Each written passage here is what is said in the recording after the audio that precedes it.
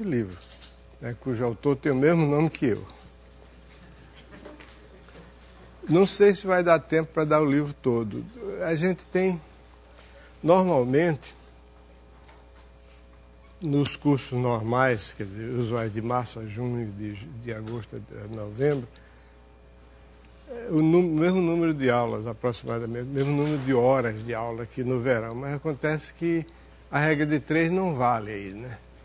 Se aumenta o número de aulas por semana, não significa que na mesma proporção aumenta a quantidade de matéria que você pode ensinar. Se fosse assim, você estudava 24 horas, pronto, acabava o livro. Não é assim. De qualquer modo, o que nós vamos fazer, todo mundo já sabe, é o estudo de funções de uma variável do ponto de vista da análise, que diverge um pouco do... Diverge não, diferencia-se do ponto de vista do cálculo, porque dá mais atenção, mais ênfase à parte de organização lógica da matéria. Embora aqui e acolá aparecem alguns exemplos de cálculo. Ok? Nós vamos admitir que todo mundo aqui já fez um curso de cálculo, sabe direitinho o que é uma derivada, pelo menos sabe calcular as derivadas das funções mais simples, se bem que as derivadas só vão aparecer logo mais, e sabe também rudimentos das noções de conjunto, interseção, reunião, inclusão, essas coisas. Muito bem, então nós vamos começar com o capítulo 1, que diz respeito a conjuntos finitos e infinitos. Isso é uma noção extremamente relevante para os estudos que se queiram fazer de análise, e ela depende da noção de número natural, para definir o que é um conjunto finito. De um modo geral, a matemática se ocupa de números e figuras. Essas são as coisas. Tudo que vem depois, ou mais do que isso, são elaborações e prolongamentos dessas duas ideias básicas, números e figuras geométricas.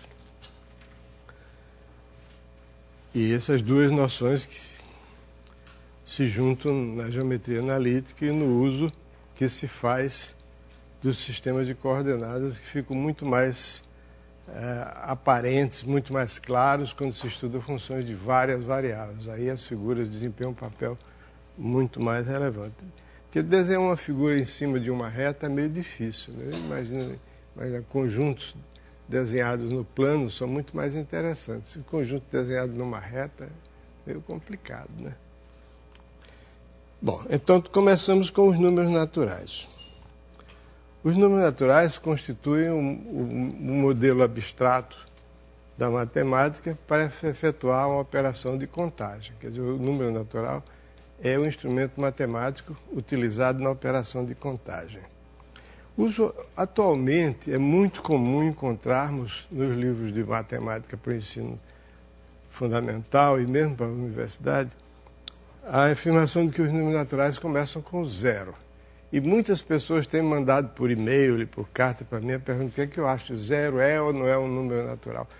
Como se as palavras em matemática tivessem algum significado do mesmo modo que tem, digamos assim, em biologia, que a partir da palavra você reconstrói a ideia que ela define. Em matemática, não. Grupo, por exemplo. O que é um grupo? Um grupo simples é uma das coisas mais complicadas que existem. Tem um livro de 2 volumes dessa grossura aqui na biblioteca do INPE, que é a classificação dos grupos simples finitos. Nossa, complicadíssimo. Bom, então não é pelo nome. Zero é natural, não é natural, é uma questão de conceito. A minha resposta é: zero é, não é e talvez seja. Quer dizer, depende de quem. Se você quiser começar a contar de zero, tudo bem. Se eu tenho aqui 5 dedos, esse é o 0, esse é o 1, 2, 3, 4. Não dá, né? É esquisito. Por isso que eu começo com 1. Eu não ponho 0 como os números naturais, mas é uma questão de gosto, porque eu costumo contar a partir do 1. Nunca contei a partir do 0. Talvez existam pessoas que contem, eu não sei.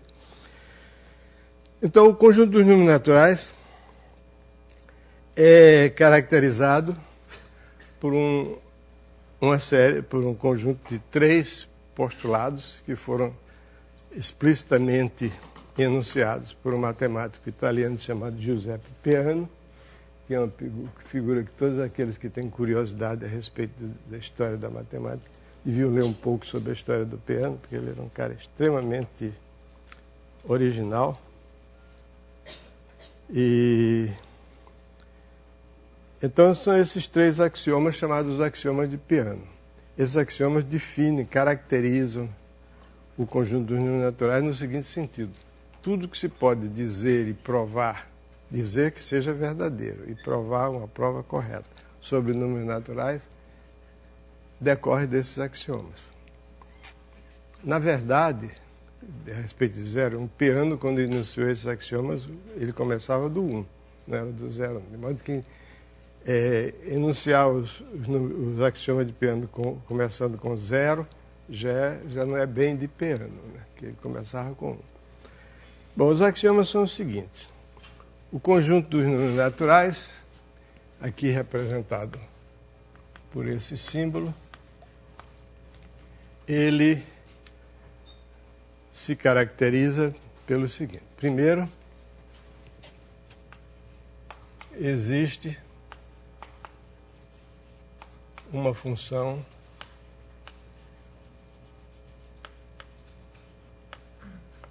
injetiva. Injetiva todo mundo sabe o que é, né? Quer dizer que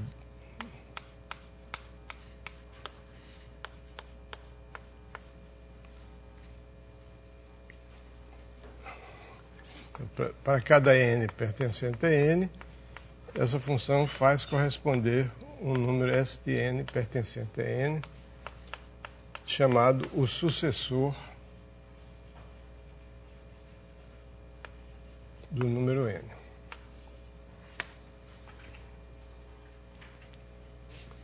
Então, o segundo axioma, conforme está escrito aí, é o seguinte: existe um único número que eu vou representar por 1 pertencente a n, tal que 1 não é sucessor de nenhum outro, não pertence à imagem desse conjunto. Essa palavra único aqui, se eu omitir, se eu pegar um apagador e apagar essa palavra, não vai fazer diferença nenhuma, porque a gente pode provar a partir dos axiomas que esse 1 é necessariamente único. Mas é mais simples botar logo que ele é único, ele vai ser único mesmo, de qualquer jeito. E o terceiro axioma é o seguinte: se um subconjunto de n é tal que 1 pertence a esse conjunto e todo número que está nesse conjunto, o seu sucessor também está, então esse conjunto é o conjunto dos números naturais. Essa é a maneira mais, assim, digamos assim, formalista de descrever os axiomas de Peano. Agora, em linguagem mais familiar, mais íntima, a gente pode dizer o seguinte: o axioma 1 diz que todo número tem um sucessor. O axioma 2 diz que tem um único número que não é sucessor de nenhum outro. Ele tem sucessor, mas nenhum número é sucessor, ele não é sucessor de ninguém. E a terceira diz que se o número contém 1 e contém o sucessor de cada um dos seus elementos, então esse conjunto, se o conjunto contém o número 1 e contém o sucessor de cada um dos seus elementos, então esse conjunto é o conjunto de todos os números naturais. Ou seja, isso significa dizer que todo número natural pode ser obtido a partir de 1, tomando o sucessor do sucessor do sucessor do sucessor, etc. O problema está no etc. Etc não é uma expressão matemática. Então, essa é uma forma extremamente habilidosa de dizer matematicamente que todo número natural pode ser obtido a partir de 1, iterando a função S o número finito de vezes. Agora, normalmente a palavra finito, que não está definida, que a gente vai definir daqui a pouco. Ok?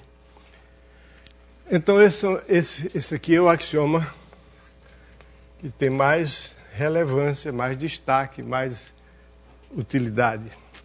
É o chamado axioma da indução, que inclusive é muito utilizado nas demonstrações do chamado método de demonstração por indução. A gente quer provar uma propriedade, prova que essa propriedade vale para todos os inteiros, a gente prova que essa propriedade vale para o número 1 e, admitindo que valha para n, vale também para o seguinte de n, que mais tarde a gente vai substituir esse S de n por n mais 1, porque por enquanto ainda não defini o que é mais. Ok? Acontece que propriedade, vocês devem saber, né, é uma coisa que significa conjunto, porque é o conjunto dos elementos que gozam da propriedade. Então, a teoria dos conjuntos, ou chamada teoria dos conjuntos, eu não gosto dessa palavra, dessa expressão, não é uma palavra, é uma expressão. Teoria dos conjuntos existe, é uma teoria belíssima da matemática, mas o que a gente faz quando a gente estuda cálculo, análise, matemática elementar, não é teoria dos conjuntos, coisíssima nenhuma. É linguagem de conjuntos. A linguagem de conjuntos é útil porque ela substitui, a noção de conjunto substitui as noções de propriedade, de condições. O conjunto dos elementos satisfaz uma certa condição, que tem uma certa propriedade, tudo isso é substituído pela palavra conjunto. Até o século XIX, mais ou menos, não se utilizava como se utiliza hoje no dia a dia a ideia de conjunto em matemática. Qual a vantagem de usar? É que o conjunto possui uma álgebra, que as propriedades e as condições não possuem, ou se possuem, é complicada. Qual é a álgebra? Reunião, interseção, complementação, inclusão. Então, essas coisas tornam a noção de conjunto muito mais maleável, muito mais fácil de utilizar do que a noção de propriedade e de condição. Mas todo conjunto é definido por meio de uma propriedade, ou de uma condição, ou série de condições. Tá? Muito bem. Então, esses são os axiomas de Peano.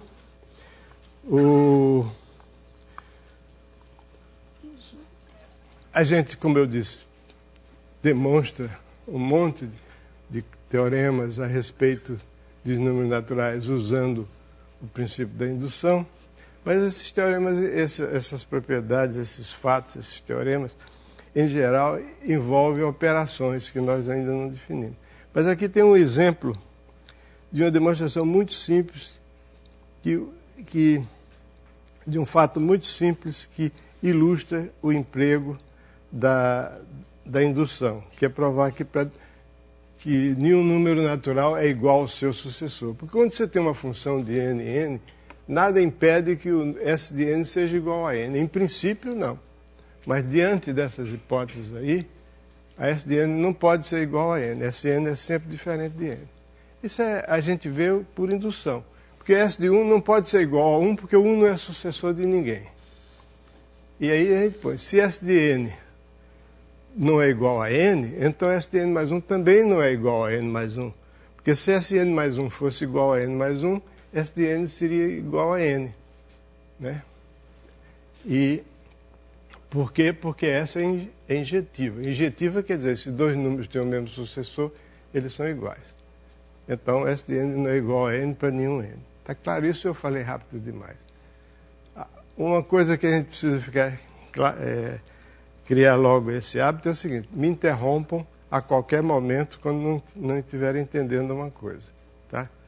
De vez em quando, aqui e acolá, espero não serem muitas às vezes, mas eu vou dizer uma besteira. E vocês não digam que é uma besteira. Não. Professor, eu acho que o senhor está enganado, qualquer coisa assim mais suave. Mas no fundo estão dizendo, esse cara é um idiota, está dizendo bobagem. Tudo bem. Então esses são os axiomas de Peano. E para que eles servem? Bom, a gente começa a dizer, ninguém pode fazer nada com números inteiros se não souber somar e multiplicar. Então como é que a gente define adição e multiplicação.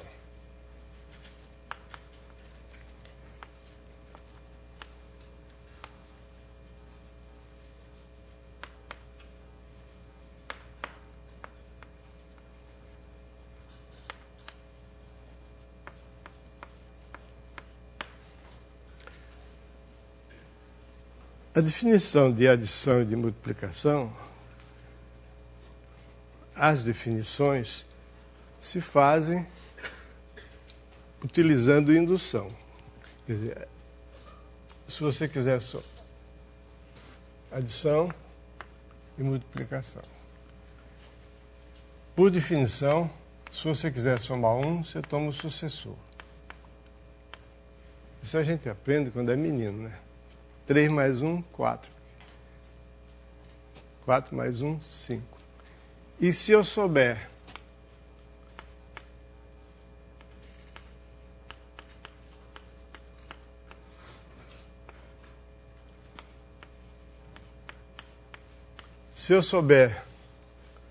somar qualquer número com P, eu sei somar qualquer número com P mais 1.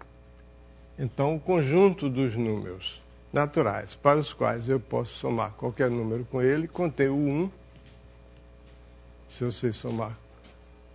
E se contiver o P, contém também o P mais 1. E todo mundo acha, todo mundo não, tem pelo menos uma pessoa que não achou isso. Quase todo mundo acha que isso é uma definição corretíssima, baseada no princípio de indução. Se eu sei somar com 1, eu sei, porque eu tomo o sucessor. E se eu souber somar com P, eu sei somar com P mais 1, porque N mais P mais 1 é o sucessor de N mais P. Então está definido. Não é bem assim. Não é bem assim. Tem um famoso matemático alemão, já falecido há muitos anos, chamado Edmund Landau, que escreveu um livro curiosíssimo chamado Grundlagen der Analysis, ou seja, Fundamentos da Análise, que foi traduzido para o inglês. Esse livro é interessante porque ele diz logo no prefácio assim, olha, para o estudante, depois que você terminar de ler esse livro, esqueça tudo que você não aprendeu nada. Ele desenvolve a teoria dos números a partir de números naturais, números relativos, números racionais, números reais, números complexos. E esse livro tem pouco mais de 100 páginas. Quase não tem. Você pode, mesmo quem não sabe alemão, pode ler esse livro em alemão. Tem uma tradução para o inglês. Porque quase não tem palavra nenhuma. Você aprende meia dúzia de palavras alemãs, você entende o livro. É todo. Ele escreveu e reescreveu esse livro várias vezes. Landau, o nome desse cara. É um matemático muito bom, especializado em teoria dos números, a respeito do qual se contam muitas histórias. Bom, depois eu conto umas piadas a respeito dele, hoje não é hora, não. Mas qual o problema? Então ele diz o seguinte, ele ficou muito contente que ele tinha escrito o livro dele e deu para o assistente dele ler. O assistente se chamava Grande Joe. E o Grande Joe disse, professor Landau, a sua definição de adição, bom, multiplicação também. A multiplicação, se quiser multiplicar um número por 1, é N. E se você souber multiplicar o número por P, você sabe multiplicar por P mais 1, porque você pega o P e você soma o N, porque você já sabe somar. Aí o assistente disse, professor, me desculpe, mas com aquele jeito de alemão todo respeitoso, a sua definição está errada. Eu disse, como assim? Professor, adição, por exemplo, é uma função. Dado um N fixo, você quer a função de P que associa ele a cada P o N mais P. E o senhor não definiu uma função. O senhor só disse o seguinte, se eu souber definir essa função para P, eu sei definir para P mais 1. Mas uma função não é isso, professor. Uma função é o seguinte, você tem que dar todos os elementos do domínio e dizer de uma vez como é que você transforma cada elemento do domínio num elemento do contradomínio. Isso é que é função. Aí ele caiu em si, disse, não é que o cara estava certo? Então tem um teorema, chamado Teorema de Definição por Recorrência, que justifica que isso, afinal de contas, está certo, mas não dessa forma.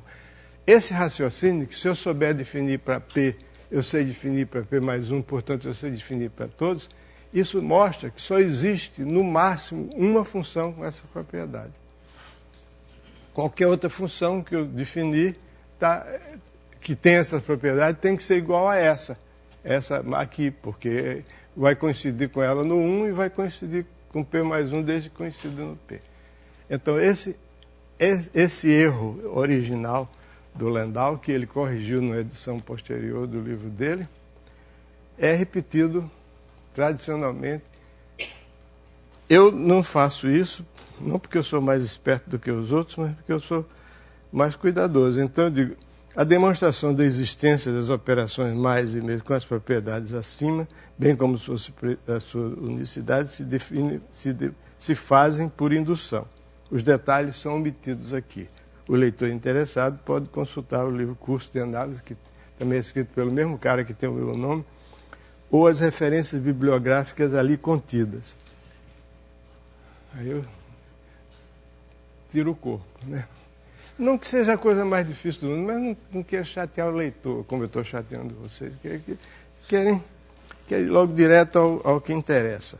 O que interessa é o seguinte: essas operações assim definidas gozam de propriedades das quais todo mundo espera, e que chateiam os alunos quando estudam um produto de matrizes, porque não é comutativo. Mas as propriedades que todo mundo espera são associatividade, distributividade e comutatividade, né, que se provam por indução.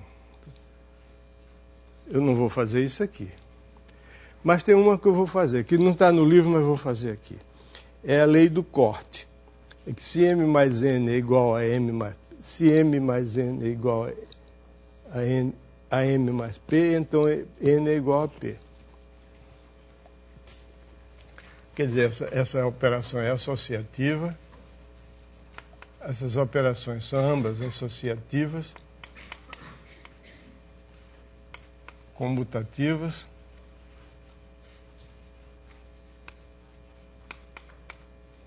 e valem as leis do corte. Devia ser dos cortes, mas hoje é a lei do corte. A lei do corte é o seguinte: se M mais N é igual a M mais P, então N é igual a P. E se M vezes N é igual a M vezes P, então N é igual a P.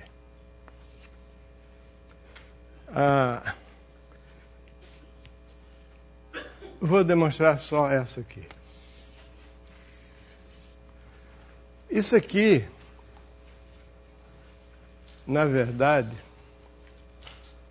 é uma extensão da injetividade da operação de sucessor. A operação de sucessor é injetiva, quer dizer, dois números que têm o mesmo sucessor são iguais. Então, isso é verdade para M igual a 1, porque se N mais 1 é igual a P mais 1, então M é igual a P. N é igual a P porque N mais 1 é o sucessor de N. Então, isso é verdade. E se for verdade para um certo número, M, é verdade também para M mais 1, pelo mesmo argumento, que novamente você passa por indução, pelo fato de que a operação de sucessor é uma operação, a função sucessor é uma função injetiva, quer dizer, bionívoca. Agora, por que eu estou destacando? A da multiplicação é um pouquinho mais chata de demonstrar, mas também sai assim, mas eu vou direto para o que interessa, que é a propriedade que é equivalente à indução e que é de grande utilidade nos problemas de matemática, que é a chamada boa ordenação.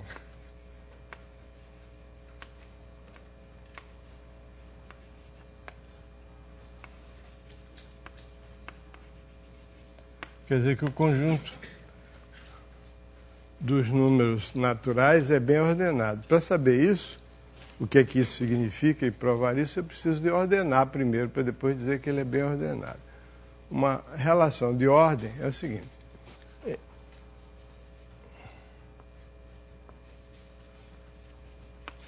Definição.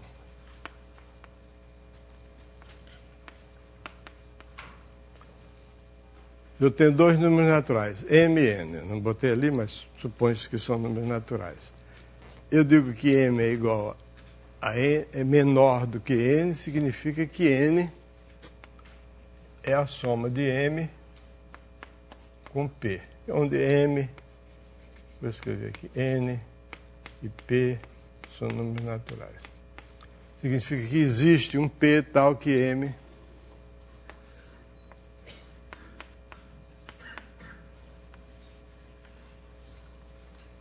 Então, essa aqui é a definição de menor do que.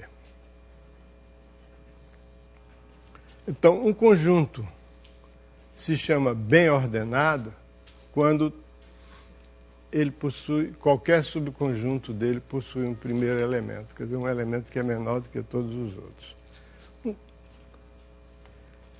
A gente está habituado com conjuntos que tem sempre um menor, pega o menor deles, mas nem sempre tem. Por exemplo, o intervalo aberto 0, 1 não tem menor elemento. O menor seria 0, mas 0 não está lá. Não tem menor elemento. O conjunto dos números inteiros, positivos e negativos, não tem menor elemento. O menor elemento seria o quê? Não tem.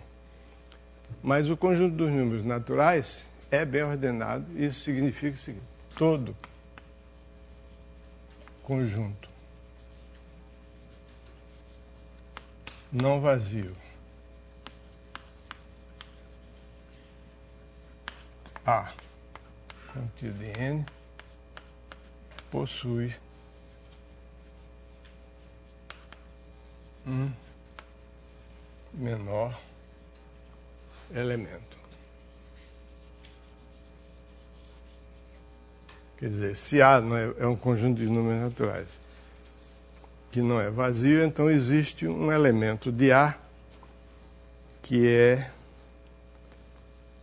menor do que qualquer outro elemento de A.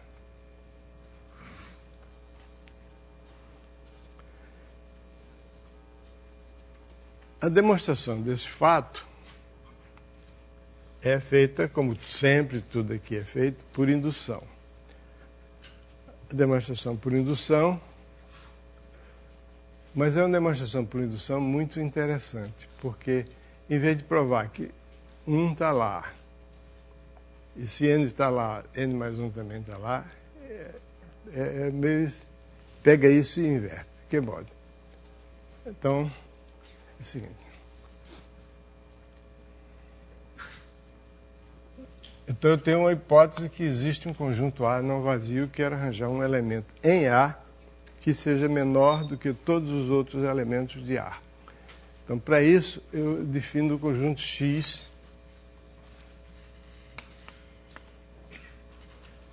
o conjunto de todos os números naturais N, tais que IN está contido em N menos A. Espera aí, você vai dizer, o que é IN? IN é o seguinte, IN é o conjunto de todos os números naturais de 1 até N. Como eu tenho a noção de menor do que, quer dizer, todos os números que são 1, N, e todos os números que são menores do que N e maiores do que 1. Isso aqui é IN. Então, seja X o conjunto de todos os números N tais que IN está em A. Quer dizer, todos os números que não está contido em A. Não tem nenhum elemento em comum com A. Então, esse conjunto X eu posso sempre supor, não há perda nenhuma de generalidade, eu supor que A é um conjunto não vazio, mas ele não se restringe ao conjunto com um único elemento 1, porque se isso aí não tem a graça. Porque 1 tem um menor elemento? Tem, é o 1. Pronto, é o menor elemento de 1. Então, o menor elemento aqui significa todo conjunto, todo elemento do conjunto é menor do que ou igual a ele, porque ele está no conjunto, tem que incluir o igual também. Então, eu posso sempre supor que ele é diferente de 1. Então, esse X, o 1 pertence a X. Claro, porque o 1 não está contido em X menos A. O os elementos de 1 até x, ou melhor, está contido em x menos a. Então 1 está em x. Mas x não é todo n. Por que x não é todo n? Porque o conjunto A não é vazio. Se x fosse todo n, o A seria vazio.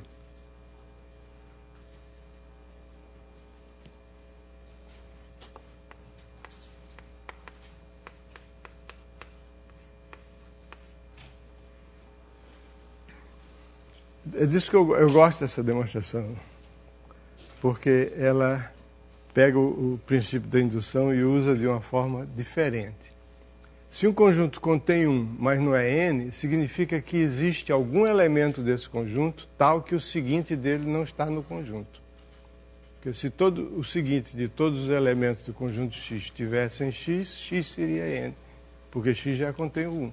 Então, se contém 1, contém o 2, contém o 3, contém tudo. Então, deve existir.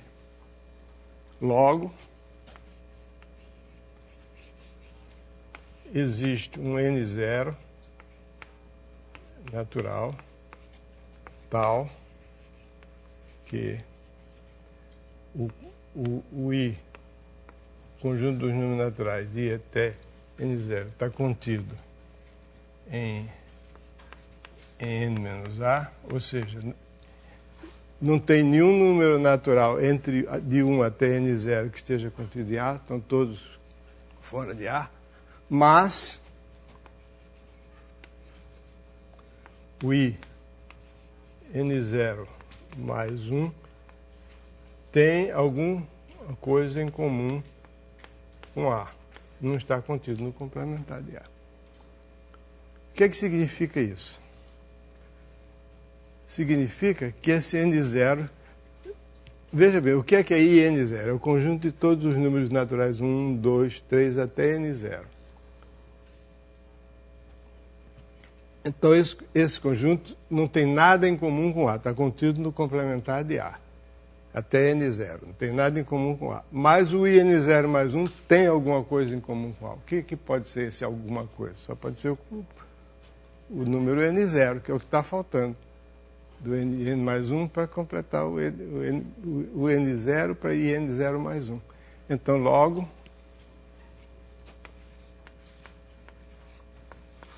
o n0 mais 1 pertence a A e é o menor elemento de A. Ok? Porque se tivesse algum elemento de A que fosse maior do que ele, então o n0 mais 1 não estaria, o n0 não estaria em A. Não estaria em x. Essa é a demonstração que tem no livro. Ok. No caso, em vez de A diferente de 1, seria 1 não está em A. Como é que é? Em vez de A diferente de 1, seria 1 não está em A. Porque se a gente pegasse A igual a 2, a demonstração não funcionaria. Eu não vi direito o que você falou. Em vez de A diferente de 1, seria 1 não está em A. Né? É a mesma coisa. A. Porque no caso, se o A for um 2, 1 não está em X.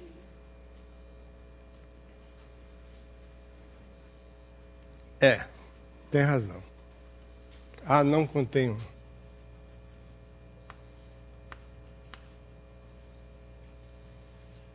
Ou seja, 1 não pertence a A. Isso quer dizer? Porque se 1 pertencesse a A, o 1 seria... Obrigado. Muito obrigado pela sua contribuição. Deixa eu ver se isso aqui está errado. No livro está 1 pertencente a A. Parece que você leu o livro. Eu não li. Você leu. Estou brincando. Muito bem. Não é A diferente de 1. Isso está certo. Aí essa demonstração que está no livro. Agora você, não sei se você notou que essa demonstração está incompleta. Não está errada, está incompleta. Notou?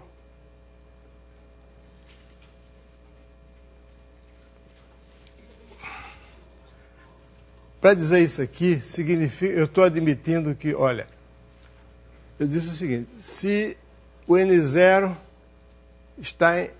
O IN0 não está em A, mas o IN0 mais 1 está, como o IN0 mais 1 só é obtido a partir do IN0, incluindo o número N0 mais 1, então é porque esse N0 mais 1 está 1. Mas quem disse que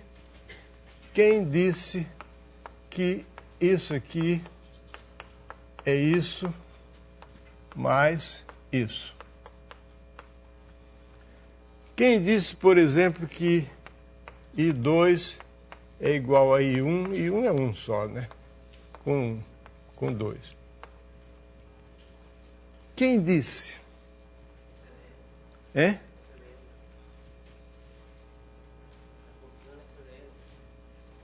Não, é? E daí? Quem garante que entre 1 e 2 não tem nada?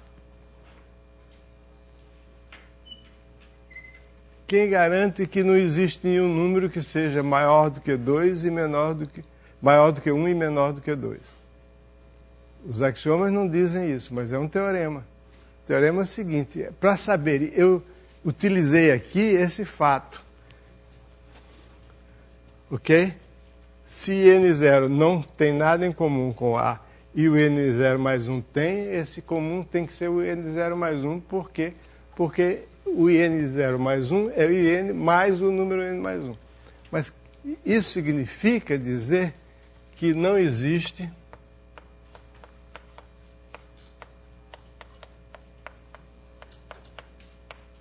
P pertencente a N tal que N contido em P contido em N mais 1. Qualquer que seja N. Que entre dois números consecutivos não tem nenhum número. Todo mundo sabe disso, mas acontece que não está nos axiomas. Então você vai dizer, mas professor, você escreve um livro que está na 10ª edição e agora que você percebeu isso? Não, eu percebi isso desde o começo, mas acontece o seguinte, que nesse capítulo 1 eu não estou, pelo menos nessa parte de números, não estou interessado em desenvolver a teoria completa. Estou admitindo que isso aí foi provado. Né? Então eu vou provar aqui para vocês. E não é difícil provar.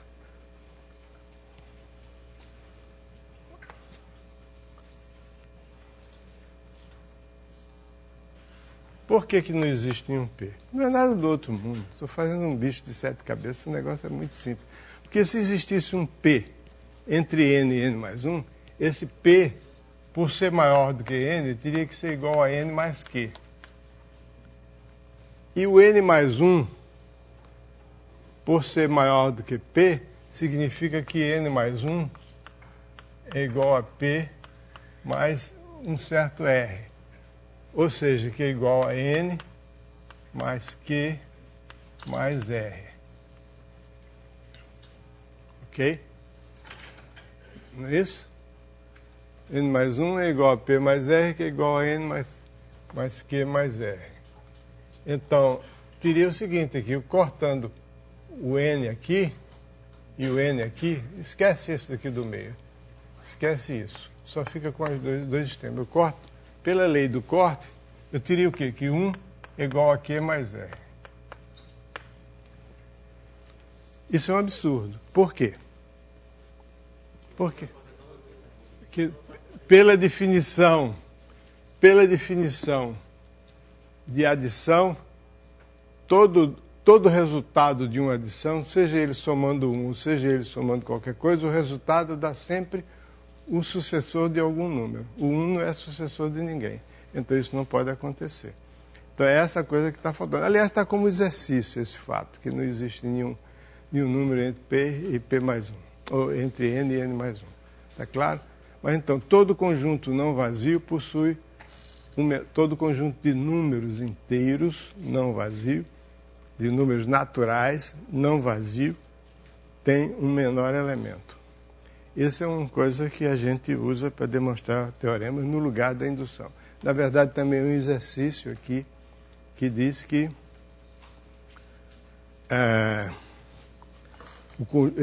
esse princípio da boa ordenação, esse teorema se chama princípio da boa ordenação. é equivalente, diante dos outros axiomas, é equivalente ao princípio da indução.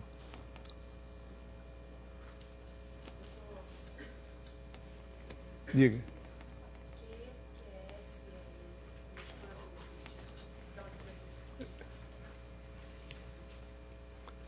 Fale mais alto e mais perto de mim. Nós ficamos na dúvida o que significa aquele Q, QS e L no final da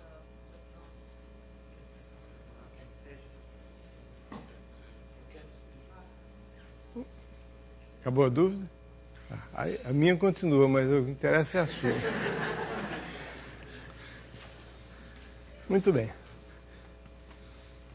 Então, isso é o que eu preciso de saber, porque o meu objetivo aqui é falar, deixar bem clara a diferença que existe entre conjunto finito e conjunto infinito e mostrar que existem conjuntos infinitos de vários tipos diferentes, pelo menos de 2 tipos diferentes. E nem todos os conjuntos infinitos são do mesmo tipo, tem o mesmo número de elementos. Tem alguns conjuntos infinitos que têm mais elementos do que outros conjuntos infinitos. Isso foi uma grande observação do matemático alemão Georg Cantor.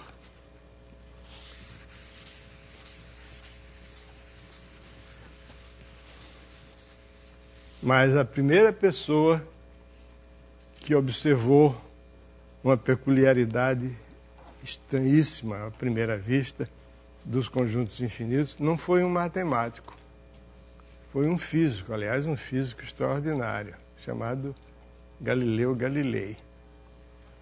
Eu chego lá e digo qual foi a observação de Galileu. Bom, então o que é um conjunto finito?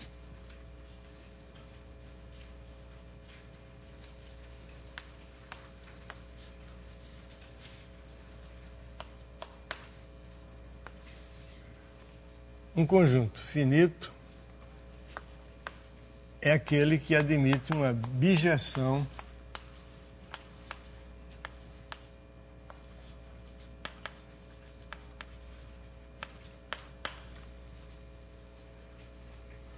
quando existe algum n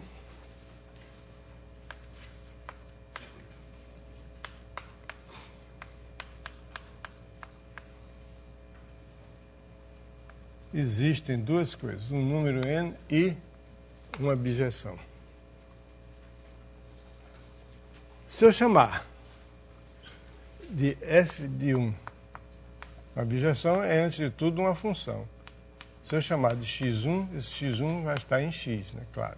F de 2, eu chamo de x2 e assim por diante. F de n é igual a xn. Então, esse conjunto x pode ser escrito assim.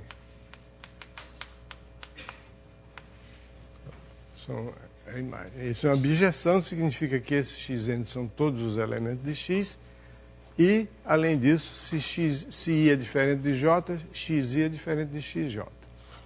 Então, isso aqui é um conjunto finito.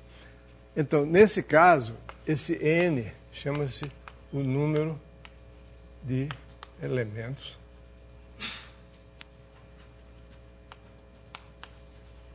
de x. Mas essa definição de número de elementos de um conjunto finito traz no seu bojo um problema. Quem me garante que eu não posso ter uma bijeção de x com um m, com m diferente de n? Quando a gente é pequeno, quando tem filho pequeno, eles aprendem a contar, a gente ensina para eles assim, garoto, conta aqui, ele conta, e você embaralha as coisas de novo, agora conta de novo para ver se está igual. Agora você já mexeu, agora não está igual. Não. Mas dá. Aí ele vai contar e vê que é ou ele ou ela, no meu caso ela, só tenho filhas. Então, pai, deu a mesma coisa. Então tem um teorema de matemática sobre isso, mas não vou ensinar, né? O teorema é o seguinte, essa f aqui chama-se uma contagem. Tem nada a ver com o município de Contagem, perto de Belo Horizonte. é uma contagem. Então, duas contagens diferentes levam ao mesmo resultado. Isso é um teorema muito importante. Não importa como você conta, dá a mesma coisa.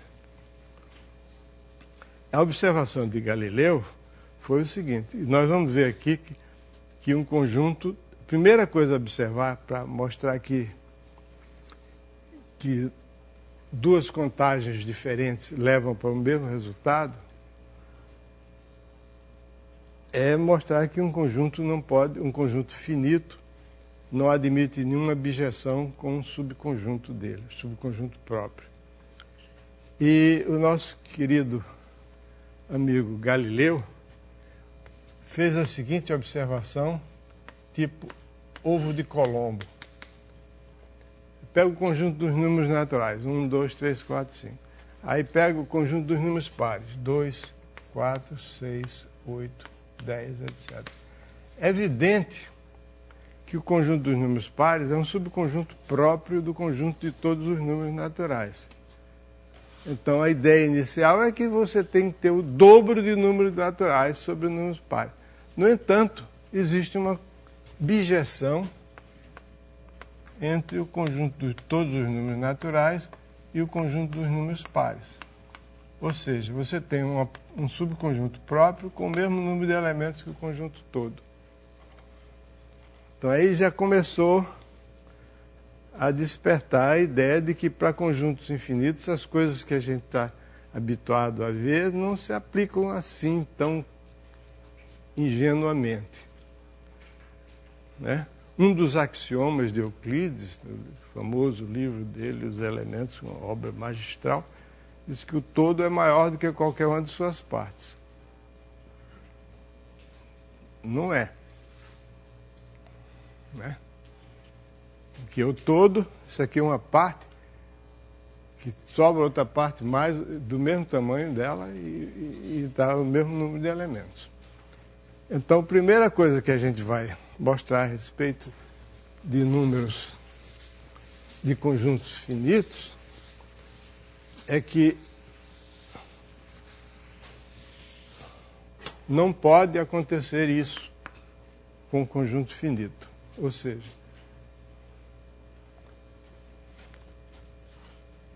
se A contido em IN, IN nós já sabemos, é o conjunto de todos os números de 1 até N.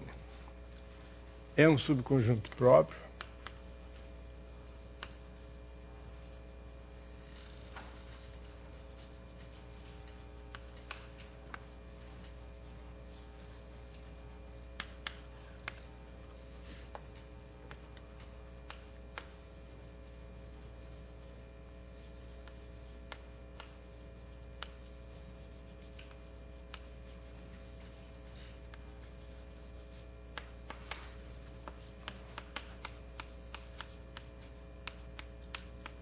Não pode haver uma bijeção entre A e N.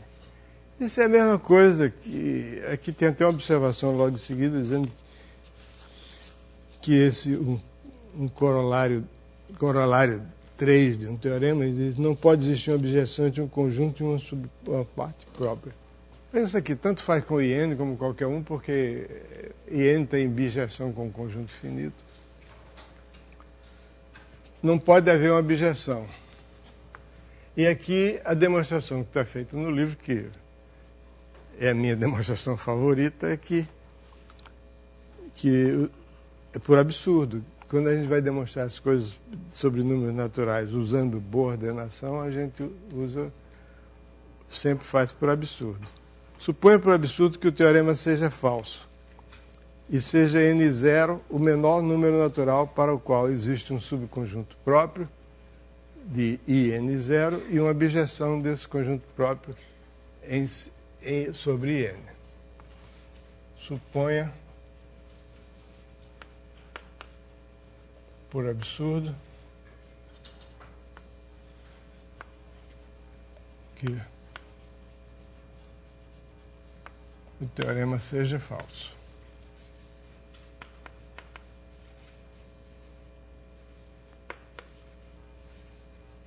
Seja N0 o menor número natural para o qual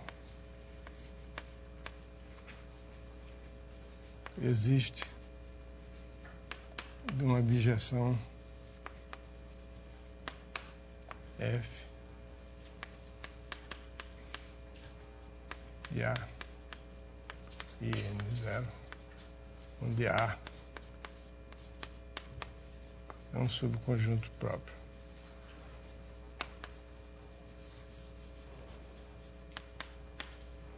Evidentemente, esse N0 não é igual a 1, né? Não pode.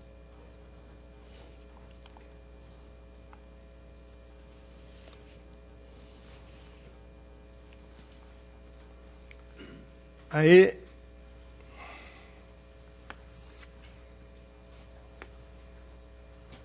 pode acontecer duas coisas. Primeiro, N0 pertence a A.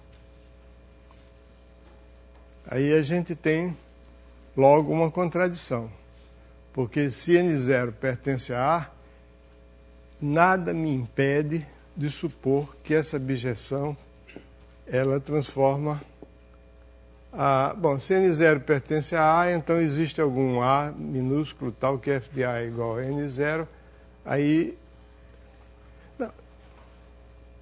Não, se N0 pertence a A, então significa que A é um subconjunto próprio de N0, então esse A está contido em N0 menos 1.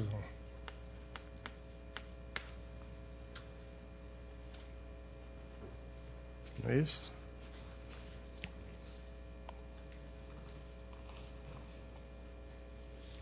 Não. Não é isso que eu quero, não. Não é isso que eu quero, não.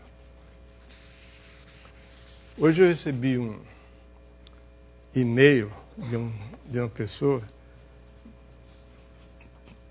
que dizia que assistiu todos os vídeos do curso de análise no RN que eu dei e que elogiava a minha didática. Eu acho que ele estava puxando meu saco, mas aquilo não tem nada de extraordinário a minha didática. Aí eu respondi para ele o seguinte: espero que você tenha percebido que nessas aulas eu me enganchei várias vezes. Eu faço isso porque eu não preparo as aulas decoradamente. Eu simplesmente dou o que é que eu vou falar hoje e tal. E confio demais no fato que fui eu que escrevi o livro. Se eu que escrevi o livro, então eu me lembro de tudo. Acontece que eu escrevi esse livro há quantos anos? Sei lá. Há 20 anos atrás, sei lá. Então, eu escrevi em 89. Pouco mais de 20 anos. Então, às vezes eu me embanano, né? Eu esqueço, será que foi assim que eu fui? Além disso, naquela época, 20 anos atrás, eu era muito mais esperto do que sou hoje. Né? Então, o que é que eu digo? É o seguinte, aqui, eu vou ter que fazer uma colinha aqui. Tem duas hipóteses. A primeira é que N0, primeira possibilidade, o N0 pertence ao conjunto A. Nesse caso, eu posso sempre supor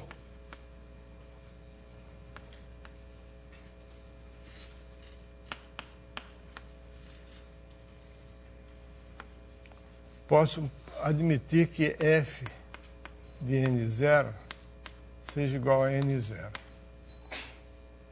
N0 está em A, então ele tem uma imagem, a imagem dele é outro elemento do conjunto IN0. Então, aqui eu tenho a seguinte.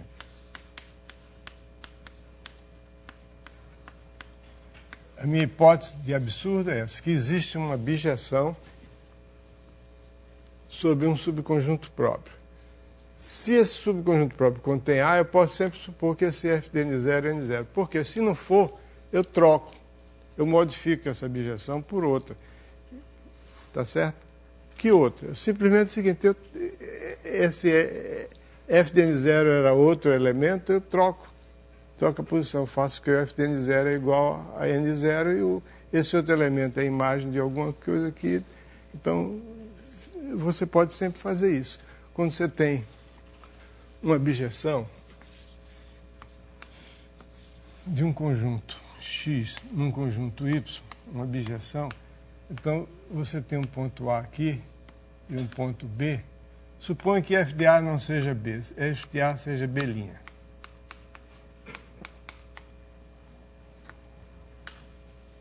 Isso aqui é uma bijeção. Você quer que o f de A seja B, mas o f de A não é B, é B'. Então o que você faz? Você faz uma bijeção de Y em Y que leva o B' em B.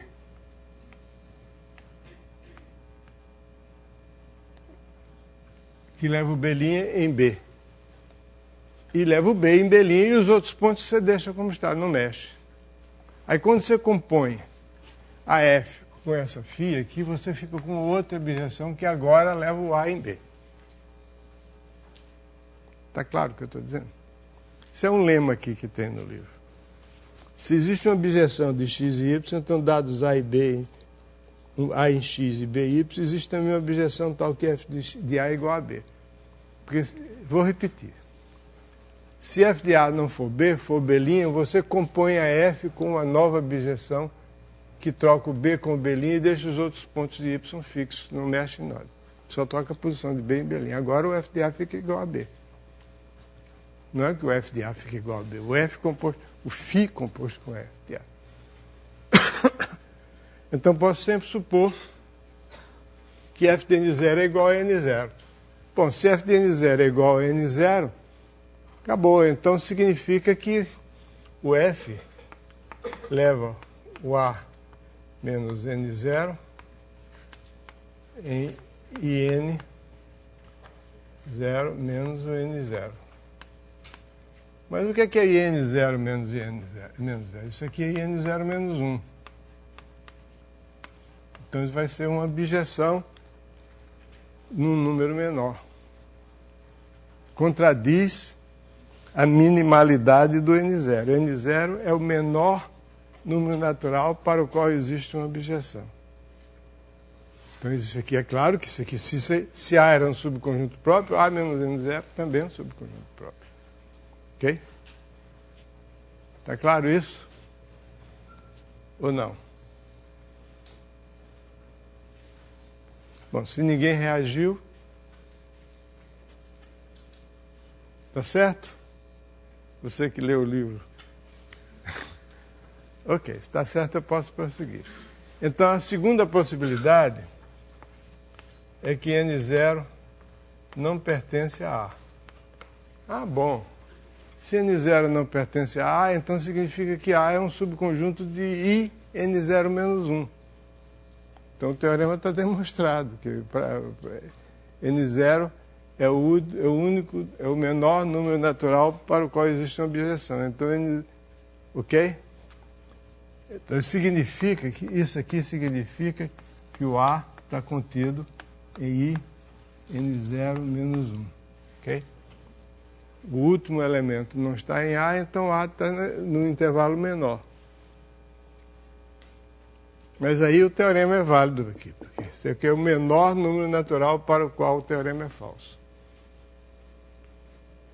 Muito bem. Então, quer dizer o seguinte, que você não pode ter um subconjunto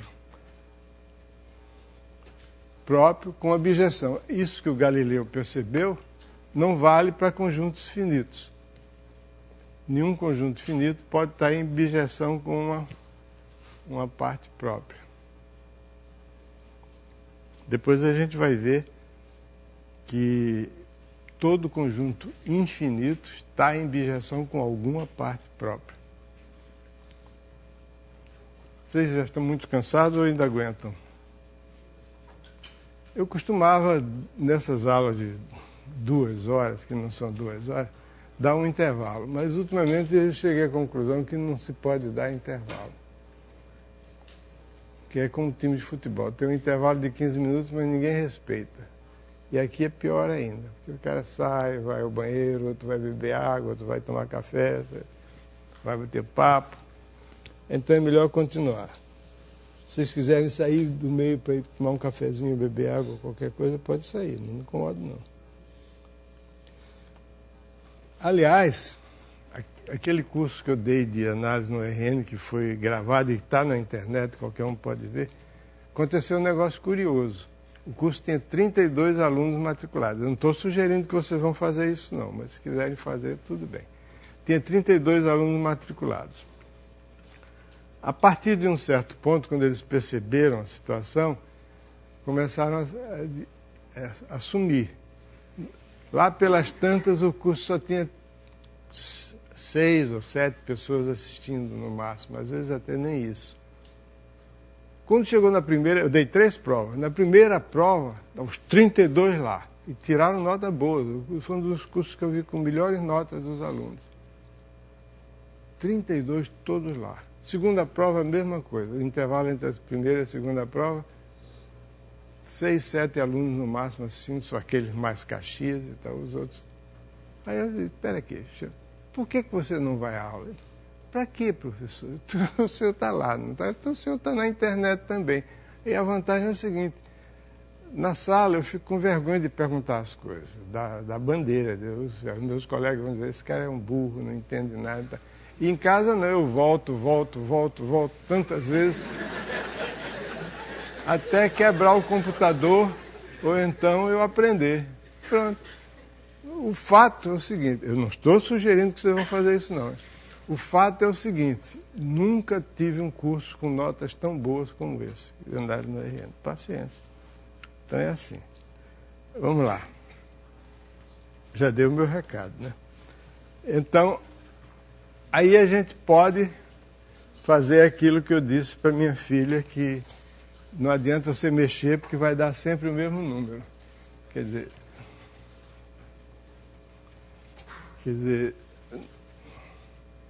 se existir uma bijeção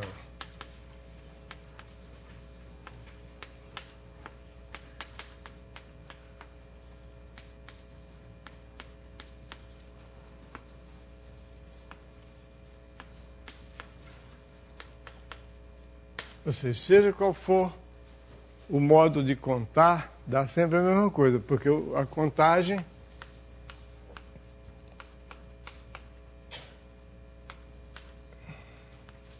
é uma bijeção. Se você tem 2 bijeções, você teria aqui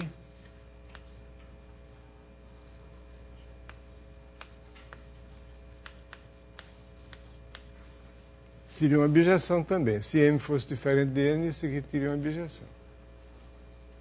Ok? Bom, aqui está claro, porque se você tem IN, você tem uma bijeção, então você tem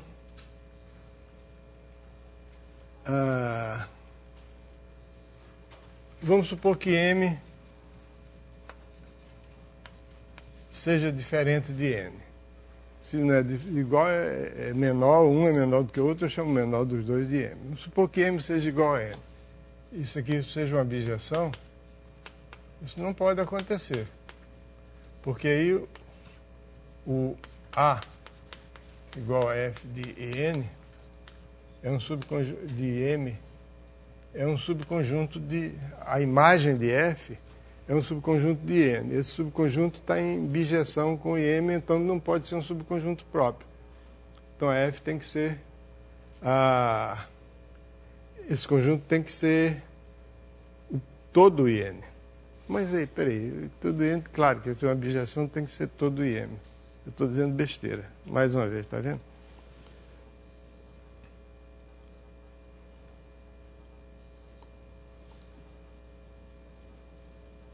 Ah, sim.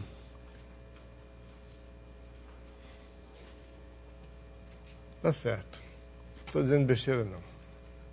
Só não estou entendendo o que eu estou dizendo. Se tiver M menor do que N, não pode existir uma bijeção, porque se existisse uma bijeção, esse conjunto aqui seria um subconjunto próprio do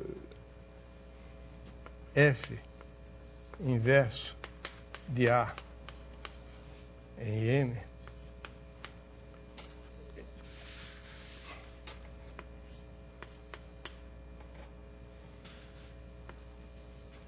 é um subconjunto próprio porque o M é menor do que N.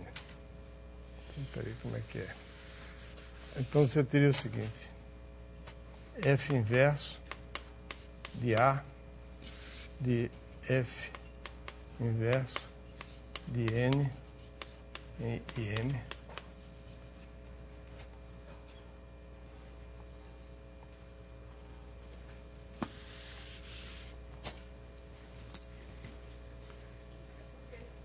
não pode estar na cara, porque o IM é um subconjunto do IN. Pronto, não precisa dizer nada. Ok. Bom, tem mais umas coisas aqui. Todo subconjunto de um conjunto finito é finito. Eu vou falar logo em conjuntos infinitos, que é muito mais interessante. As coisas que tem aqui são todas fáceis de ver. Vamos falar em conjuntos infinitos.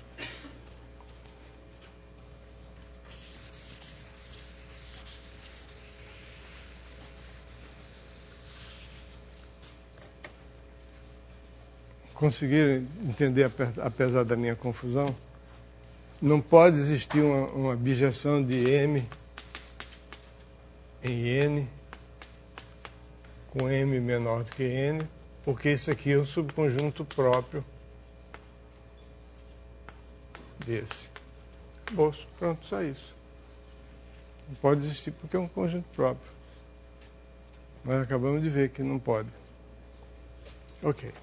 Então, o que é um conjunto? Isso agora é muito mais interessante. O que é um conjunto infinito?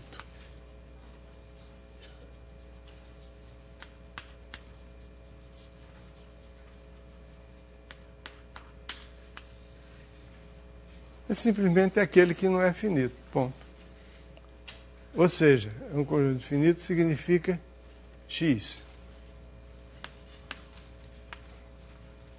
Não existe uma bijeção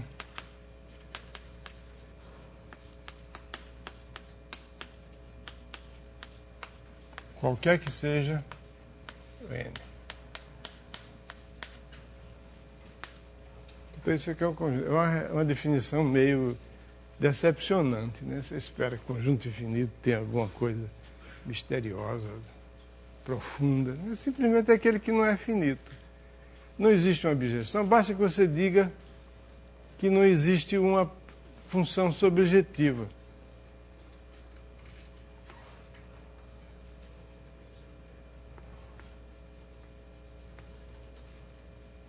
Isso é interessante observar isso.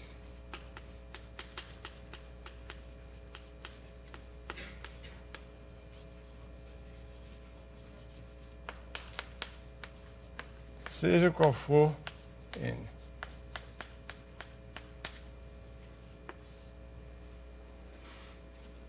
Está claro isso?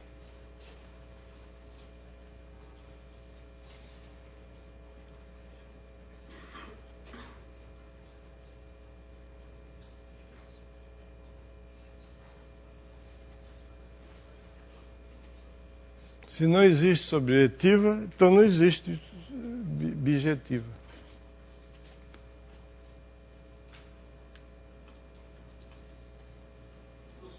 Oi. Por que o senhor decidiu, então, colocar no livro bijeção? Para simplificar a vida do leitor. Vou botar como exercício que não existe. Aliás, eu acrescentei aqui na 11ª edição, vai ter, na verdade, basta que não exista f de n x sobrejetiva. Por que ficar insistindo muito nessas coisas? Basta saber que é verdade, pronto.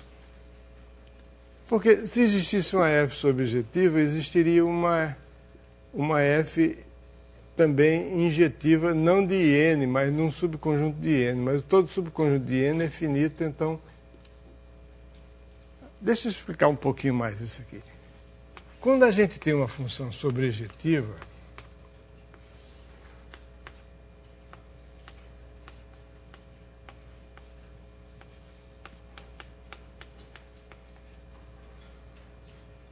Quando você tem uma função sobrejetiva, você tem uma decomposição do domínio dessa função em conjuntos de 2 a 2 disjuntos, que são as imagens inversas aqui. Para cada ponto aqui, você toma a imagem inversa daquele ponto. Como a função é sobrejetiva, essa imagem inversa não é vazia. Para qualquer y você tem um conjunto. Então, esse conjunto x aqui da função sobrejetiva, ele fica decomposto em subconjuntos não vazios, que são os conjuntos, digamos assim, são as superfícies de nível da função f. Todos os pontos que estão no mesmo subconjunto, todos vão no mesmo elemento. Então, habituado com a noção de curva de nível, superfície de nível, é quando você tem uma função do plano na reta, por exemplo, as curvas de níveis da função são os conjuntos dos pontos que são transformados no mesmo ponto, que é o nível daqueles pontos. Então, aqui são as superfícies de nível, digamos assim.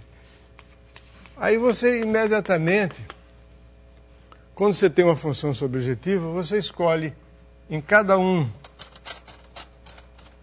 desses conjuntos, você escolhe um ponto aqui, um ponto aqui, um ponto aqui, ponto é um elemento. Um elemento.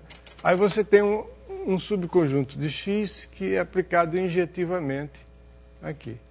Então, se você tivesse um sobrejetiva, você tinha um subconjunto do IN que seria aplicado injetiva e sobrejetivamente, porque todos os y estão representados aqui.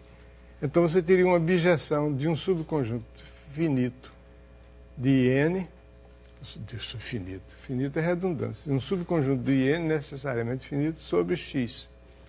Aí esse subconjunto é finito também, então você pode dizer que ele é a mesma coisa que um IM. Então, se você tivesse uma sobrejetiva, você teria uma objetiva. Só que eu achei que não precisava botar isso, porque quem viu, viu. Quem entendeu que é assim, entendeu. Quem não entendeu, vai em frente, não vai fazer falta nenhuma. Que não é por isso. Tudo que vem daqui em diante vai se basear só no que está escrito aqui.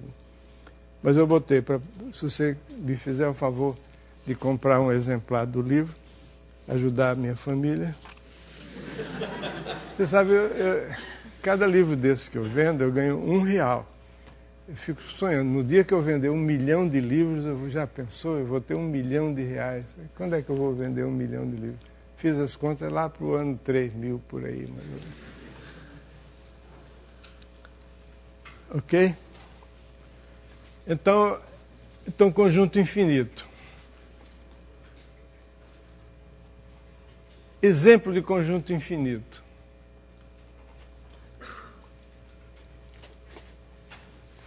Qual é o primeiro exemplo de conjunto infinito?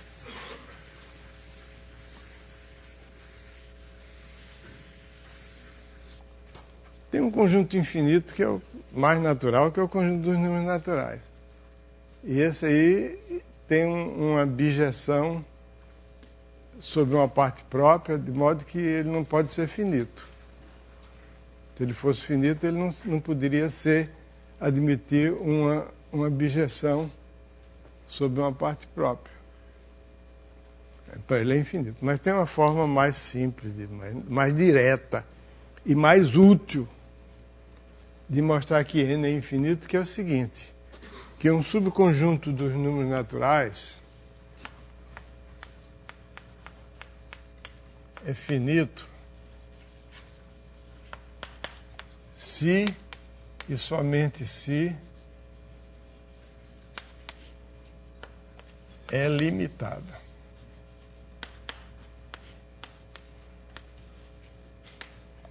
O que é limitado? Limitado significa que existe um certo número natural K, tal que todos os elementos de X são menores do que K, ou iguais. Limitado. X chama-se um conjunto limitado.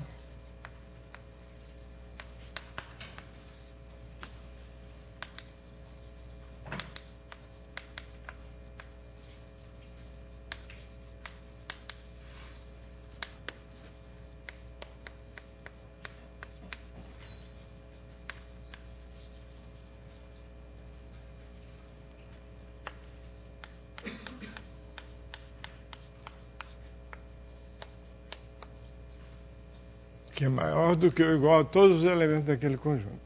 Então, um conjunto, por exemplo, nós vamos estudar aqui, estudo dos números naturais é aritmética, nós vamos estudar análise, então nós vamos estudar o conjunto dos números reais.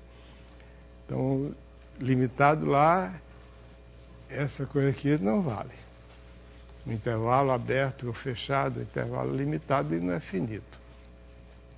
Mas aqui é importante saber isso.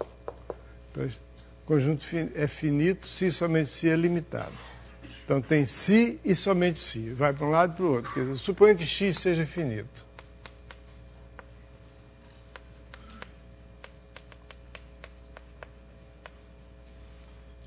Então ele é limitado, porque basta eu tomar k igual a x1 mais x2 mais etc. xn, aí todos os números pertencentes a x são menores do que k. Então ele é limitado. Reciprocamente. Ali não é n pertence a x na função ilimitada? O quê? Se um conjunto x é limitado, aí você fala que um n pertencente a n. E não seria n pertencente ao x. Não, existe um k pertencente a n. Então, sim, aqui, não é? Obrigado. Quer dizer, tem pelo menos uma pessoa prestando atenção aqui. Valeu. O conjunto não é vazio. Das pessoas que estão prestando atenção. Não é bem prestando atenção. Que não levam fé cega em quem está falando. Fala, mas acredita com o pé atrás, está certo. Matemática é isso. Então, se x é finito, então x é limitado. Reciprocamente, se x é limitado, x é finito, porque então isso significa que se x finito implica x limitado. Reciprocamente, se x é limitado, então x é finito. Por quê? Então todos os elementos de x são menores do que algum k, então x está contido nesse ik. E ik é o conjunto de todos os números que são menores do que k, menores ou iguais. Então todo elemento de x está contido em esse coisa. Se x está contido em k, então x é finito.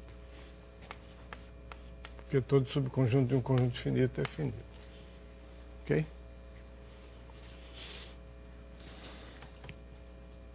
Muito bom.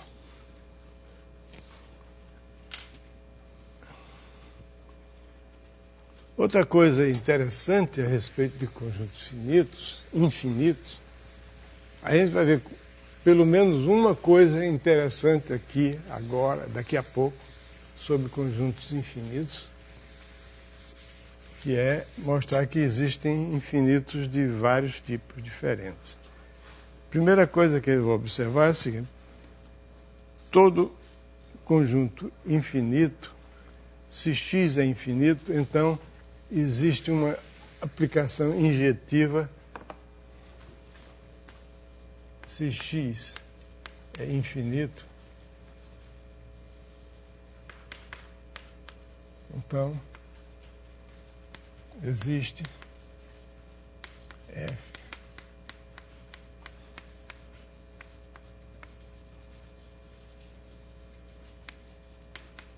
existe uma aplicação injetiva de n em x. Intuitivamente é o seguinte: se x é infinito, significa que eu não posso contar os elementos de x e chegar no fim. Eu conto um, ele não acabou. Aí tem o segundo, porque ele é infinito, tem o terceiro, tem o quarto, tem o quinto. Acabou. É isso. Então, para demonstrar esse teorema, que é um teorema bastante intuitivo e claro, né, a gente faz uso de um princípio que, se eu fosse uma pessoa que levasse ao pé da letra a lógica, a matemática, eu levo ao pé da letra no sentido que eu não cometo absurdo, mas eu não me preocupo com os fundamentos. Não é bem lógica matemática, é fundamento. Eu teria que observar que, para demonstrar esse teorema, eu preciso de um princípio de fundamentos da matemática que é chamado axioma da escolha. O axioma da escolha diz o seguinte: se você tiver uma família infinita de conjuntos, você pode escolher em cada um deles um elemento. De conjuntos não vazios. Então você pode... Quer dizer, o axioma da escolha dá a você a liberdade de você escolher elementos num conjunto não vazio. Não vazio significa que existem elementos, mas escolher isso tudo de uma vez. Então isso é o que se chama uma função escolha. Dada qualquer família de conjuntos não vazios, existe uma função que a cada conjunto associa um elemento. Essa é uma função escolha, que você pode escolher. Então a ideia é essa. Se x é infinito, então ele não é vazio. Então existe x1 pertencente a x. Aí eu olho para o tiro x1 do conjunto x. Aí isso não é vazio. Porque senão o x se limitaria ao ponto x1, ao elemento x1. Então existe um x2 pertencente a x que não é o x1. Aí eu olho para x e tiro o x1 e o x2. Esse conjunto não é vazio. Se fosse vazio, o conjunto x maiúsculo teria só dois elementos. Então existe um x3, que é diferente do x2, claro, porque eu tirei o x2. Então, e assim por diante. Então, para cada n, eu posso escolher um xn usando o axioma da escolha. Então, essa função que a cada n associa o xn é uma função injetiva. Isso significa que todo conjunto infinito contém um subconjunto enumerável. O que é um conjunto enumerável?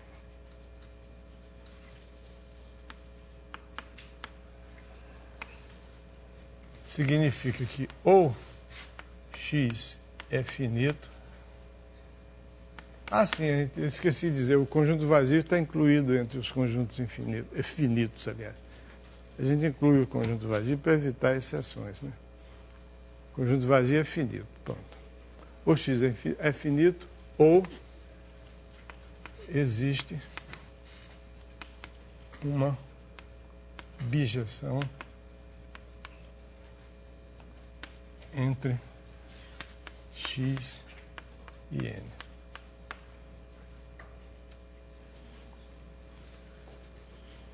Então, isso aqui é um conjunto enumerável.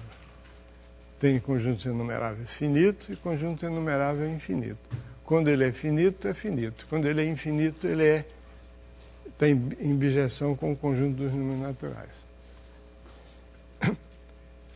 E tem umas propriedades a respeito de conjuntos enumeráveis que eu vou falar daqui a pouco. Mas eu vou dar um salto e vou para o final do capítulo 1, que é dar um exemplo de um conjunto não enumerável. Conjunto não enumerável, muito simples. A gente vai ter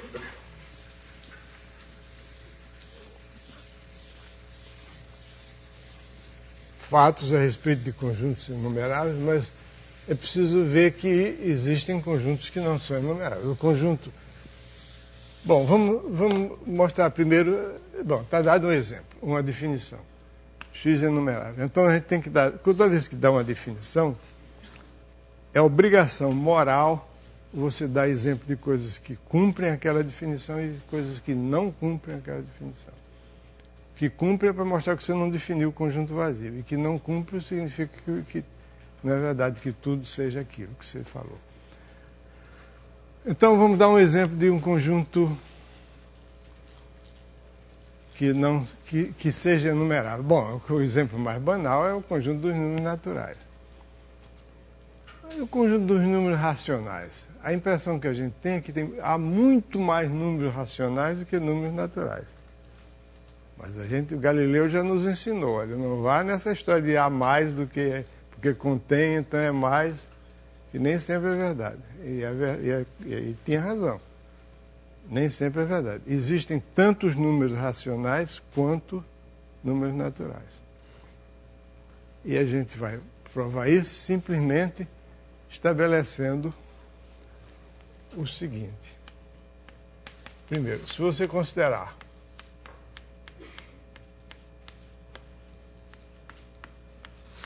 primeiro vamos olhar o seguinte, vamos olhar para os pares de números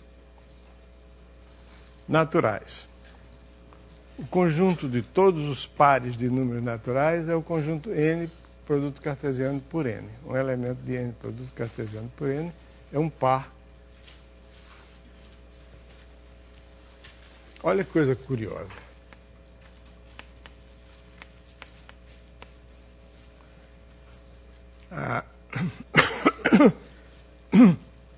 Se eu pego um conjunto com 5 elementos e outro com 7 elementos, o produto cartesiano dos dois tem 35 elementos. Mas se eu pego um conjunto com infinitos elementos, n infinitos, e tomo o produto cartesiano dele por ele mesmo, tem o mesmo número de elementos. Quer ver? Eu vou definir logo a função. É simplesmente 2 elevado a n vezes 2 elevado a n. Vezes 2 não, espera aí, tenha paciência, 3. Então eu tenho uma função de n vezes n em n. E essa função é injetiva. Por que ela é injetiva?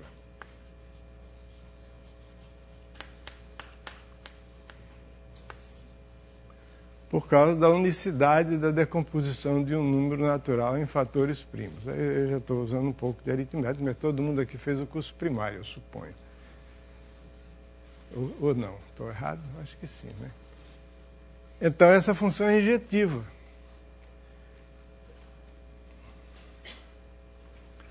Não é sobrejetiva, mas é injetiva. Tem alguns números naturais que tem fatores primos diferentes de 2 e 3. Né? 5, por exemplo, não está na imagem dessa função. Mas, então, a função injetiva significa que n vezes n é um subconjunto infinito de n. Todo subconjunto infinito de n é numerável. É?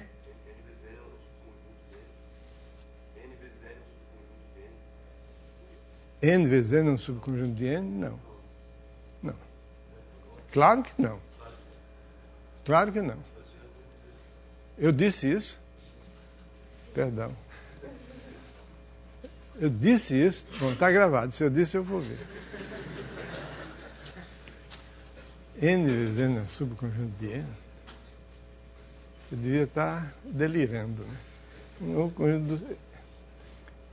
Né? Eu disse o seguinte, que f de m é uma função injetiva, que é a imagem dessa função é um subconjunto de n.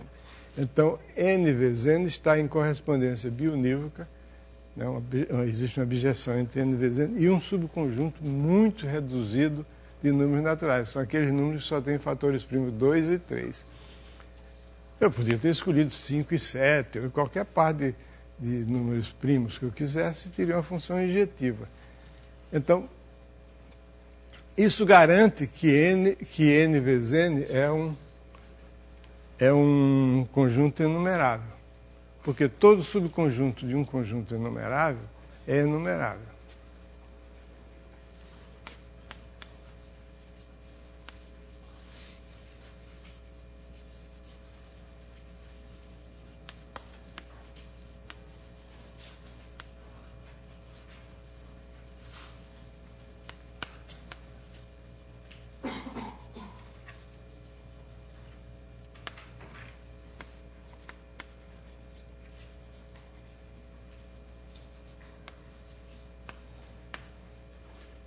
Vocês acreditam nisso? Que todo subconjunto de um conjunto enumerável é enumerável?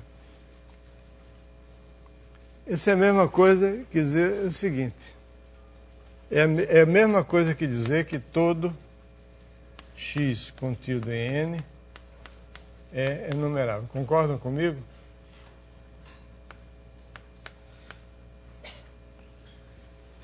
É a mesma coisa. O conjunto enumerável, em termos de número de elementos, é a mesma coisa que n. É um conjunto que está em bijeção com n.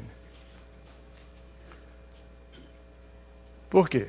Se x é finito, claro que ele é enumerável. Se é infinito, então ele tem, seja como for, ele tem um menor elemento. Esse menor elemento eu chamo de x1. Menor elemento de x. Todo conjunto de números naturais tem um menor elemento. Aí eu tiro o x1 do x. X é infinito, então ele não acabou. Ainda tem mais elementos. Eu pego o menor elemento de x menos x1. Aí vou tomando o menor elemento de 1 em 1. Aí eu termino, nunca vou esgotar, nunca vou parar, porque x, eu suponho que x é infinito, então eu tenho um subconjunto enumerável. Isso é...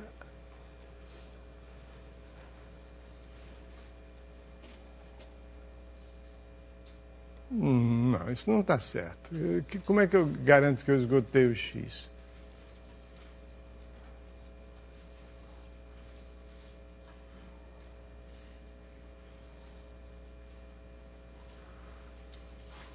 Eu peguei o menor elemento, depois peguei o menor elemento do que resta, depois peguei...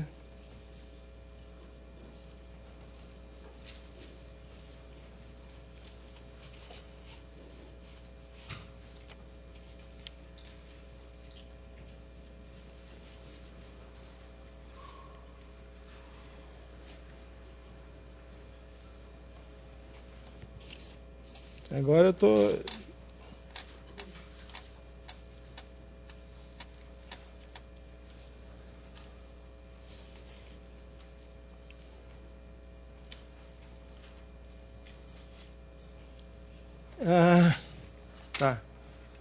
Tá certo. Eu era realmente mais esperto do que eu sou hoje. Esse, então, vou repetir o que eu estava dizendo. Todo subconjunto do conjunto enumerável é enumerável. Então, seja um x subconjunto de n, quero provar que é enumerável. Se o x for finito, acabou. Se x for infinito, vamos raciocinar agora assim. Eu pego o menor elemento de x, x1.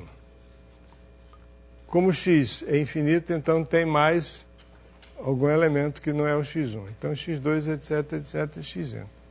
Então, para cada n, eu escolho aqui. Então, o conjunto de todos esses elementos aqui é o x.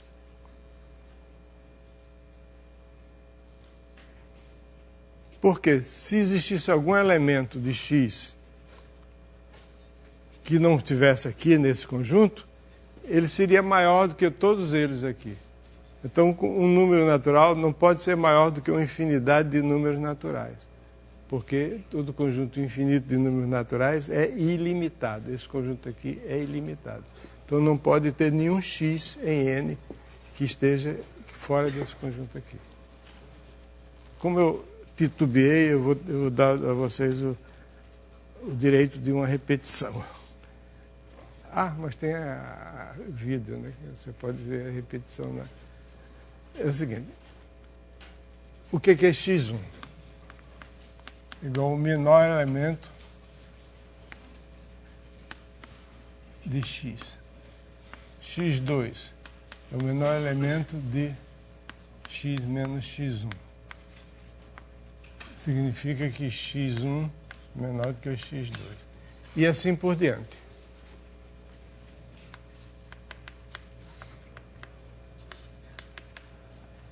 Se tivesse algum k pertencente a x que não estivesse aqui entre esses,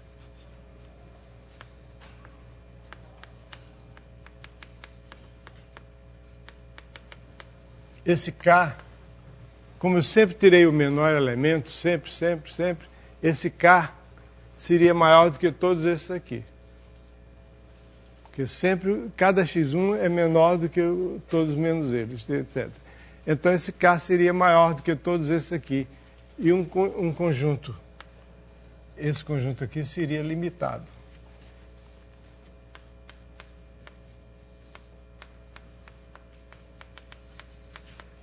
Maior do que todos esses, então esse conjunto seria limitado. E um conjunto de números naturais, conjunto infinito de números naturais, não pode ser limitado. Um conjunto de números naturais, é por isso que eu digo, aquele teoreminha parece banal, mas vai ser utilizado muitas vezes aqui logo adiante quando a gente estudar sequências.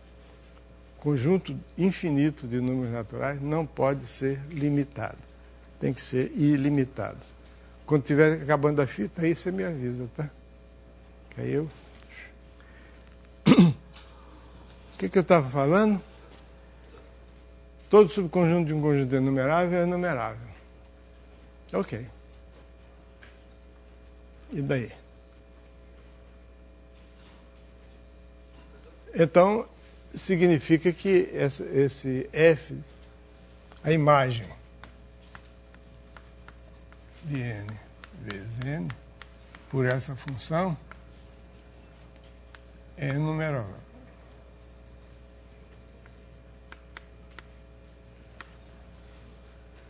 Como está em correspondência bionível, com a bijeção com n sobre n, significa que n vezes n é enumerável. Ok? Se n vezes n é enumerável, então o conjunto dos números racionais é enumerável. Concordam? Não digo que concordam só para se livrar de mim, não, porque eu ainda tenho mais alguns minutos. Então, Q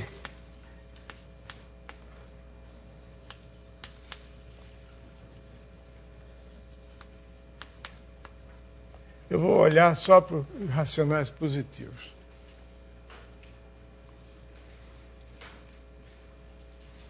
Por enquanto, nós só olhar só. O que é Q?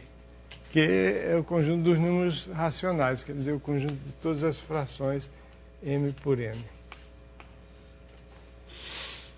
Então, existe, naturalmente,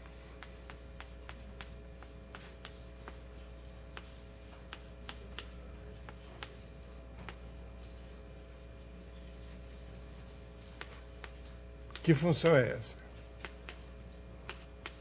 É essa aqui. Função sobrejetiva.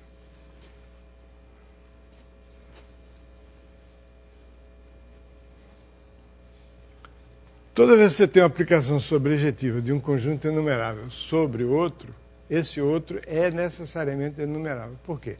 Porque é daquela coisa que eu falei para você. Quando você tem uma aplicação sobrejetiva,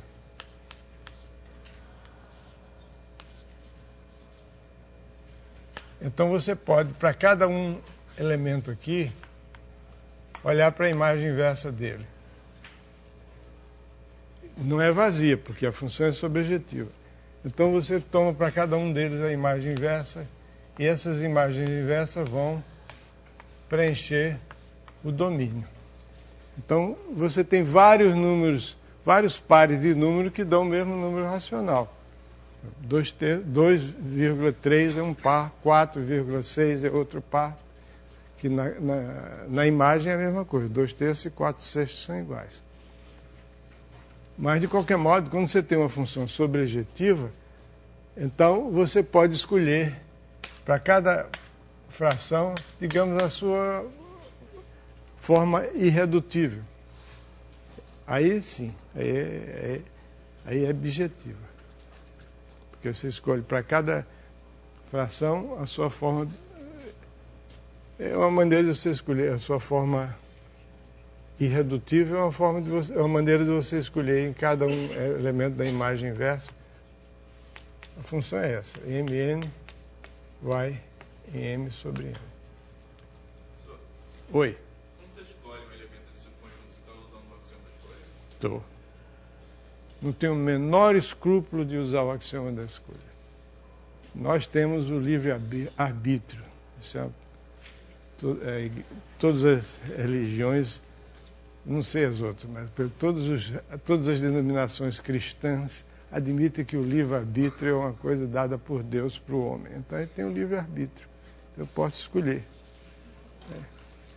Mas existe alguma outra maneira de... Mesmo os ateus acreditam no axioma da escolha. Mas existe alguma maneira, sem usar o axioma da escolha, de você ganhar uma função subjetiva e transformar um subconjunto sendo Não.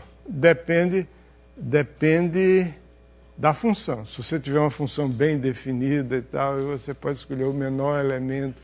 Se você, por exemplo, tiver uma função sobrejetiva definida no conjunto dos números naturais, aí você escolhe para cada elemento da imagem inversa de y o menor. Para cada y, o menor elemento da imagem... Desculpa. Para cada y, o menor elemento da imagem inversa de y. Aí você tem não está usando o axioma da escolha, você está usando uma forma bem definida. Então, se você tiver, por exemplo, aqui nesse caso, você pode pode dispensar o axioma da escolha, dizendo eu escolho a fração irredutível. Pronto, só tem uma. né? O número racional só tem uma fração irredutível que o representa. Ok? Então o conjunto dos números racionais é enumerável. Mas eu prometi dar um exemplo de um conjunto não enumerável. E não dei, né? Mas o exemplo é tão bonitinho e tão simples que é o seguinte. E usa um argumento que a gente vai encontrar algumas outras vezes, que é o chamado argumento da diagonal, que foi inventado por Cantor. Que é o seguinte, você imagine um conjunto X que é formado assim. Os elementos de X são todas as sequências de zeros e uns. Um elemento de X é uma sequência assim, tipo 0, 0, 1, 0, 0, 0, 1, 1, etc. Sem nenhuma regra. Todas as sequências possíveis.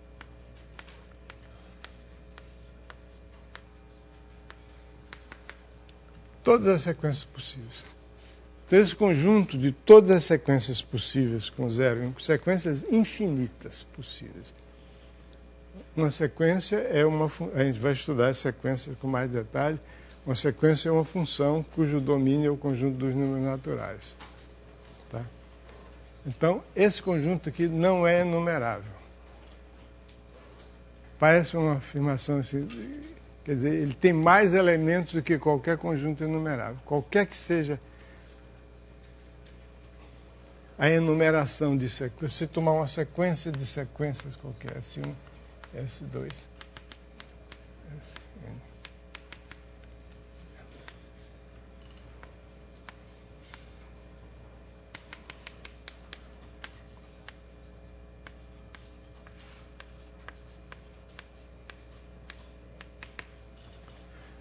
Qualquer que seja, isso aqui é um matemático inglês chamado Geoffrey Hardy, um dos grandes matemáticos do século XX, uma vez disse o seguinte, que o raciocínio por absurdo é comparando a matemática com o jogo de xadrez. No jogo de xadrez você tem um gambito, né, que você dá uma pedra, sacrifica uma pedra para ganhar outra. Aí, em matemática, a demonstração por absurdo, você arrisca uma pedra para ganhar o jogo inteirinho.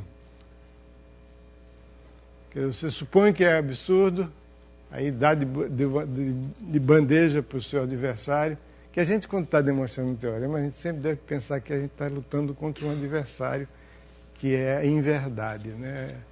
O nosso lado é o lado da verdade. E então a gente diz, tá bom, eu deixo, tá aí, é falso. Aí vai, raciocina e ganha o jogo. Pois então, vamos supor, por absurdo, que eu tenho uma sequência, digo, escolha a sequência que você quiser. Aí o cara, meu inimigo invisível, escolhe uma sequência, S1, S2, S3, Sn. Eu digo, esse não esgota o conjunto X. Dada qualquer sequência que você tiver, eu arranjo um elemento do conjunto X que não está na sua lista. Feito uma lista. Aí eu olho assim, como é que eu vou formar uma sequência, essa estrela, que não está nessa lista? É o seguinte, olho para S1. Aqui está 0, então eu ponho 1. Se aqui tivesse 1, eu ponho 0. Aí eu olho para S2, para o segundo elemento do S2.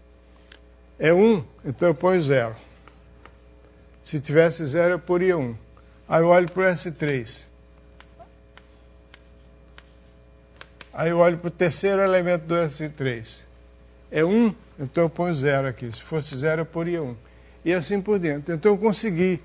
Você me dá a lista, para não ficar sequência de sequência, você dá uma lista de sequências, uma lista enumerável. Qualquer que seja a lista enumerável de sequências que você der, eu posso achar uma sequência que não está naquela sua lista. Desse modo, usando o método da diagonal. Eu faço uma sequência que não está na sua lista, assim, o primeiro elemento da sequência difere do primeiro elemento da sua lista. O segundo elemento da sequência difere do segundo elemento da sua lista. E assim por diante. Vou na diagonal e vou matando você. Aí eu vi com uma sequência que não é nenhuma das que você escolheu.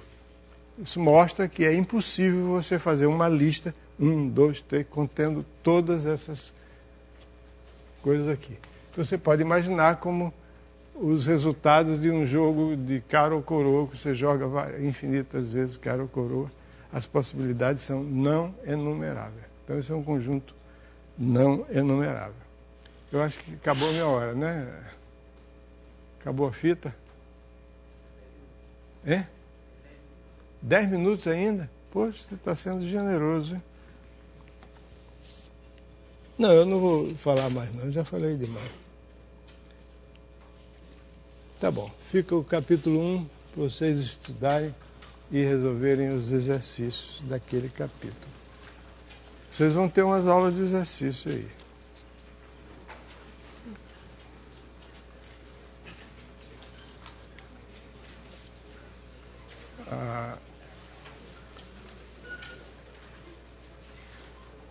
Não estou vendo a Suzana. Suzana está aí?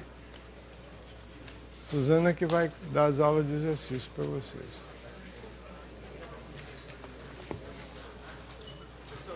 Oi.